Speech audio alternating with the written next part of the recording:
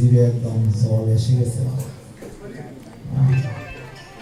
রুই মাছ দেখেই জিভে জল, কতদিন খাই না বাবা, আজকে জন্মের খাওয়া খাবো। জিহ্বা তার জল করছে। এবার শিষ্য প্রশ্ন করছে, গুরুদেব গুরুদেব, হ্যাঁ বল বেটা কি হয়েছে? গুরুদেব একটা প্রশ্ন আমার, হ্যাঁ বল। আমরা যে মাছ খাই, আমাদের কোনো অপরাধ হয় কিনা, পাপ হয় কি? বলছে এটা তুই বুঝবি না রে বাবা। হ্যাঁ এটা আমি বুঝবো। বলছে বুঝবো না কেন? বাংলা, ফার্সি, হিন্দি সবই তো বুঝি। আপনি কোন ভাষা বুঝে? এটা হচ্ছে সংস্কৃত। আচ্ছা আপনি বুঝিয়ে দিবেন, ঠিক আছে। গুরুদেবকে প্রশ্ন করছেন যে এমন শাস্ত্র আছে কিনা জগৎ সংসারে মাছ খাওয়ার কোন বিধান আছে কিনা? আছে আছে বেটা আছে। শিষ্য তো মহামূর্খ। গীতার একটি শ্লোক গুরুদেব বলেছেন, বলছেন রোহিতস্য কাতলস্য মৎস্য রাজ ইলিশস্যৈব কই মাগুর শীতলস্য ষষ্ঠ মৎস্য নিরামিষ্য।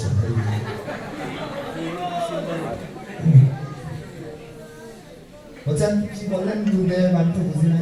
বুঝিস না? তাহলে আমি বুঝিয়ে দিচ্ছি। বলছেন রুই মাছ, কাতলা মাছ, মাছের রাজা ইলিশ, কই মাগুর, শীতল, এই ৬টা মাছ হচ্ছে নিরামিষের মধ্যে গণ্য। হরি বল। বাবা ১২ মাস তো আর বড় বড় মাছ খেতে পারবো না। শাস্ত্রে এরকম কোনো কিছু আছে কিনা শুধু মাছ খাওয়ার কোনো বিধান আছে? ছোট মাছ খাওয়ার বিধান শুনুন। বলছে বার্তা খুব সহজ কেন? নিরামিষ ভবতি। বুঝলেন বাবা? একটু সুন্দর করে বলুন। বার্তা তো মানে বেগুন। বেগুন বুঝেন তো? যার নাই কোনো গুণ, গায়ে চুলকায়, কপালে যদি আগুন, তার নাম বেগুন। বেগুনের সাথে বার্তা তো সহজ কেন? বার্তা তো মানে বেগুন সহজ কেন? তার সাথে নিরামিষ ভবতি, তার সাথে চেলা ডেলা মলা ট্যাংরা পান্তা এগুলো যদি মিলিয়ে খায়, বেগুনের সাথে এগুলো যদি মিলিয়ে খায়, তবে সেটা নিরামিষের মধ্যে গণ্য হবে। বলে রাধা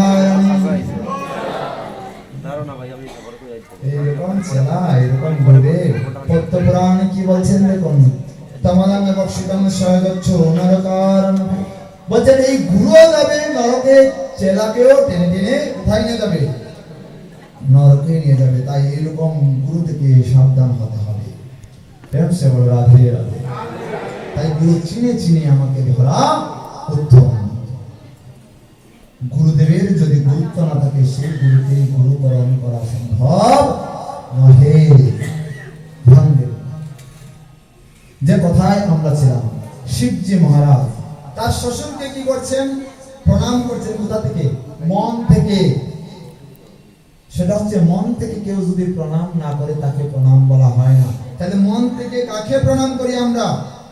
ধ্যান দিন, ভাগবতে রয়েছে আমরা প্রতিটা জীবকে প্রণাম করতে পারি, সে ছোট হোক আর বড় হোক, সে মাছ খায় আর যাই খায় না কেন। কুকুরকেও প্রণাম করতে পারি, তার ভিতরে পরমাত্মা সদৃশ স্বয়ং ভগবান রয়েছেন। তাই তাকে আমরা প্রণাম করতে পারি। সে বলো রাধে রাধে। জানবেন প্রণাম যখন করছেন, এবার তো ওই জায়গায় অভিশাপ শুরু হয়েছে দুজনের মধ্যে। কে? দক্ষ মহারাজের চেলাগণ, কেননা ওই যে, আর শিবজি মহারাজের চেলাগণ রুদ্রদেবগণকে অভিশাপ শুরু হয়েছে। শিবজি মহারাজ দেখলেন যে বাবা আমি বৈষ্ণব মানুষ, হ্যাঁ আমার যা গুণ আছে তা সব বেগুন হয়ে যাবে, আমি এই জায়গা থেকে ভাগতে হবে। ধ্যান দিন, প্রজাপতি দক্ষের যে অনুসারী কিছু রয়েছে, তারা ব্রাহ্মণ রয়েছে। ব্রাহ্মণগণ মধ্যেখানে আসলো, এসে তাদেরকে অভিশাপ দিয়ে দিল, আমাদের গুরুদেবকে তোমরা এরকম বলছো, যাও তোমরা ব্যভিচারী হয়ে যাও। রুদ্রগণ অভিশাপ দিলেন ব্রাহ্মণদের, সকল ব্রাহ্মণরা আস্তে আস্তে তোমরা পতিত হয়ে যাবে, স্বর্গভুক্ত হয়ে যাবে। ধ্যান দিন, তাই ব্রাহ্মণরা এরকম আস্তে আস্তে তাদের পতন হতে শুরু করেছে। মহাদেব ওই জায়গা থেকে পলায়ন করেছেন। একবার দক্ষ মহারাজ বিশাল বড় যজ্ঞের আয়োজন করেছেন। খুব ধ্যান দিয়ে শুনুন, বিশাল বড় যজ্ঞ আয়োজন করছেন। এবার দেখছেন আকাশপথে বিভিন্ন বিমান আদি যার যার বাহন নিয়ে সকল দেবতাগণ যাচ্ছেন। একজনকে জিজ্ঞেস করলেন, কে? সতী দেবী জিজ্ঞেস করলেন, হে দেবী তোমরা কোথায় যাচ্ছ? বলছে আমি, তোমার পিতা যজ্ঞের আয়োজন করেছেন, তুমি জানো না? বলতে একবার বলবে কি বলুন তো, নিমন্ত্রণই তো পায় নাই। তোমার পিতা যজ্ঞের আয়োজন করেছে, তুমি কি জানো? বলছে হ্যাঁ যাবো, নিশ্চয়ই যাবো, পিতা যজ্ঞের আয়োজন করেছে, আমাদের যেতে একটু লেট হচ্ছে, দেরি হচ্ছে। তিনি ভাবলেন হয়তো মহাদেবকে নিমন্ত্রণ করেছেন আর মহাদেবকে ভোলা না, শিষ্যগণ ধরেছে আর ভুলে গিয়েছে। তাকে জিজ্ঞেস করে গিয়ে বললেন, হে পতিদেব, হে মহারাজ, কৃপা করে আমার আরতি, আমার বাসনা আপনি শ্রবণ করুন। কি আরতি? বলো হে প্রিয়, বলো হে প্রিয়, তোমার কি আরতি রয়েছে? আপনার শ্বশুর বাড়িতে, ধ্যান দিন, আপনার শ্বশুর বাড়িতে যজ্ঞ হচ্ছে, আপনি কি যাবেন না? আমার বাপের বাড়ি বলে নাই। কেন বলে নাই বলুন তো? জগৎ সংসারে বাপের বাড়ি বলতে কিছু নাই। যখন মেয়েকে আমরা বিবাহ দিয়ে দিই, স্বামীর কাছে যখন সমর্পণ করে দেই, তখন মেয়ের আর বাপের বাড়ি বলতে কিছু থাকে না। স্বামী যেখানে যাবে ওইটাই তার বাড়ি। স্বামী যদি দেশ থেকে পলায়ন করে, তার সাথে পলায়ন করাটাই হচ্ছে স্ত্রী ধর্ম। ধ্যান দিন, স্ত্রী ধর্ম, এগুলো আমাদের জানা প্রয়োজন।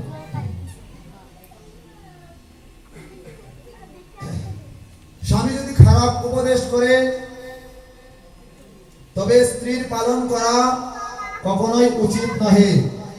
দেখুন, স্বামী খারাপ উপদেশ করলে তাদেরকে কখনো স্বামী বলা হয় না, তাদেরকে বলা হয় তার সাথে আযোগ করুন, আসামী। আর যারা স্বামী হয়, স্বামীর মতো চলন বলন থাকবে, পতির মতো থাকবে।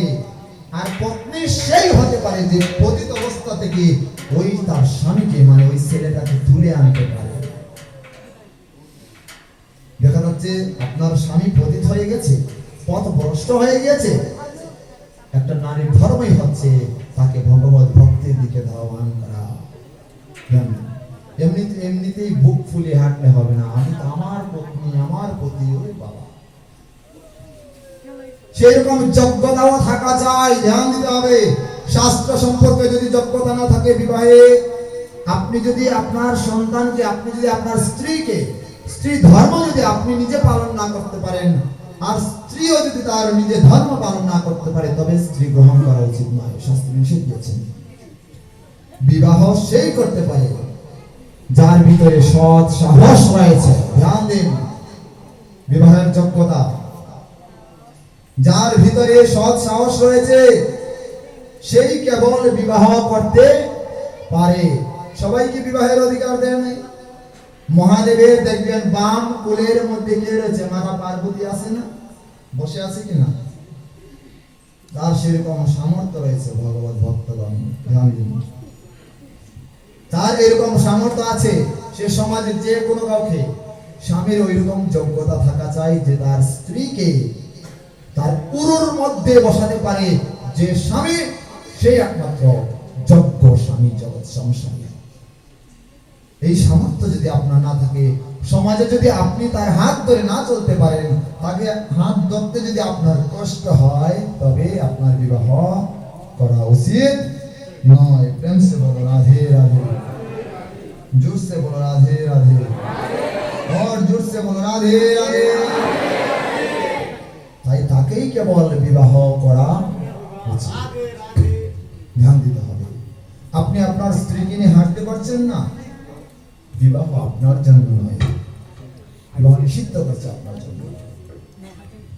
সমাজকে দেখে আপনি বিবাহ করেন নাই, সে পত্নী, সে পতি, তার হাত ধরেই চলতে হবে। এটাই স্ত্রীর ধর্ম। ধ্যান দিতে হবে। প্রেম সে বলো রাধে রাধে। কি করছেন দেখুন। সতী দেবী জিজ্ঞেস করলেন কাকে? মহাদেবকে জিজ্ঞেস করলেন, হে মহাদেব, হে শিবজি মহারাজ, আমি কি যাব ওই জায়গায়? যজ্ঞ হচ্ছে আপনার শ্বশুর বাড়ি। বলছেন যে দেখো, আত্মীয়ের বাড়িতে, বাপের বাড়িতে কখনোই আনন্দের সময় যেতে নেই। ধ্যান দিন ভক্তগণ, আনন্দের সময় কখনো বাপের বাড়িতে যেতে নেই।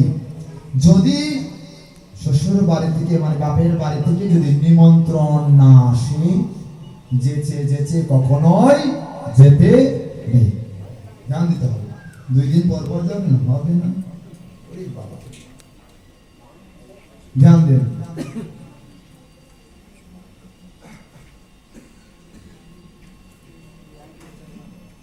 কেউ বলছে যে আমি তো শ্বশুর বাড়ি থাকি, আমি তো মহাবিপদ।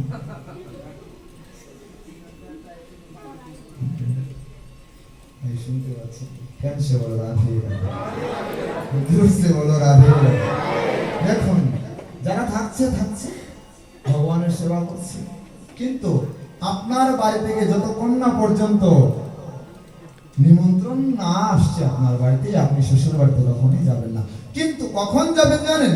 যখন শ্বশুর বাড়ি আছে, তাদের দুঃখ সংসার, যেমন কেউ মারা গিয়েছে, তাদের দুঃখ হচ্ছে, তখন আপনার নিমন্ত্রণ করার অপেক্ষা করতে নেই। বন্ধুর বাড়িতে তখন নিমন্ত্রণ করার অপেক্ষা করতে নেই, তখন যেতে হবে। দুঃখের সময় অবশ্যই দাঁড়াবেন, এটাই একমাত্র জামাইয়ের কর্তব্য। জোরসে বলুন। এবার জামাইয়ের কর্তব্য বলছে রাধে। বলে রাধা রানী কি। আজকে মনে হচ্ছে যে নিশিতা গ্রুপের মধ্যে এখানে আমরা রাধা রানীর চরণ তলে বসে আনন্দের সহিত পাঠ করছি। একদম স্বর্গ থেকে দেব দেবীগণ যারা স্বর্গবাসী হয়েছেন, তারা সবাই, ওনার দ্বিতীয় ভাই তিনি স্বর্গবাসী হয়েছেন, ওই জায়গা থেকেও তিনি দর্শন করছেন।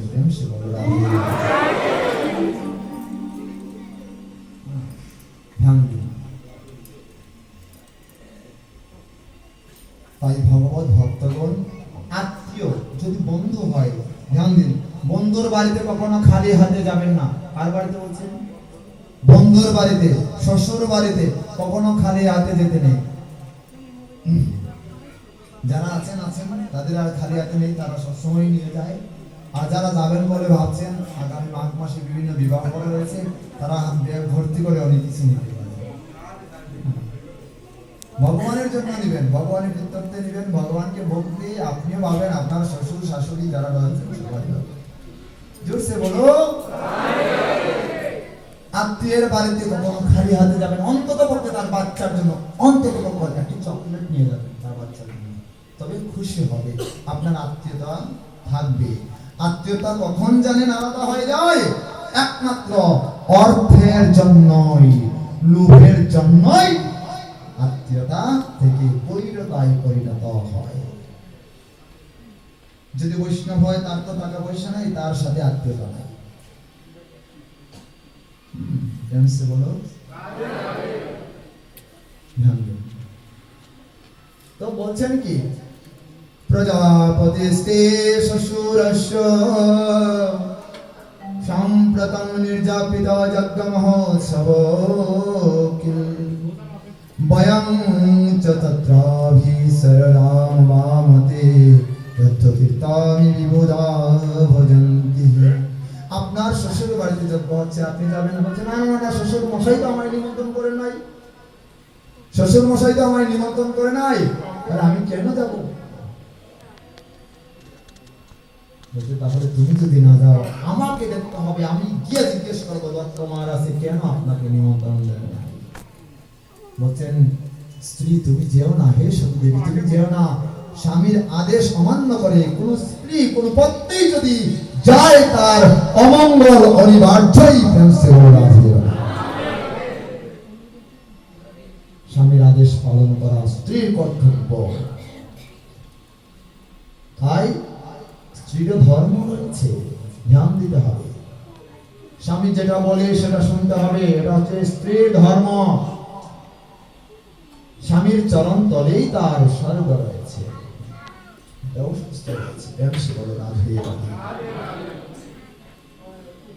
কেন যাবে? কেন যাবে? তোমাকে তো দান করেছে আমার কাছে, তাহলে তুমি কেন যাবে আমার আদেশ ছাড়া? শিবজি মহারাজ যখন বলছেন, সত্যি বলছেন না না না না, তোমাকে কেন নিমন্ত্রণ দেন না, হে পতি দেবতা আমাকে যেতেই হবে বলে তিনি ছুটে চলেছেন, তিনি তো রেখে গিয়েছেন। রেগে গিয়ে তিনি ছুটে চলেছেন কোথায়? দক্ষ মহারাজের সবাই ছুটে গেছেন। পিছন দিকে রুদ্রগণকে পাঠিয়ে দিলেন, এই যাও যাও যাও তাড়াতাড়ি যাও, তোমার মা জানি না রেগে চলে যাচ্ছে, জানি না কি ঘটবে, তা তুমি আমায় খবর পাঠাবো। ছুটে চলেছেন রুদ্রগণ, সাথে সাথে চলে গেছেন কোথায়? ওই জায়গায় গিয়ে এবার তো মা দেখেছে আকুতিকে, প্রসূতিকে। মা যখন দেখেছে প্রসূতিকে, সাথে সাথে আলিঙ্গন করতে, আর মা ঘরে বলছে, না না না, আমি যজ্ঞ কে প্রণাম, যজ্ঞ ভগবানকে প্রণাম করতে এসেছি, প্রণাম করেই আমি দর্শন করে চলে যাব, আমি বাবার বাড়িতে বেড়াতে আসি নাই।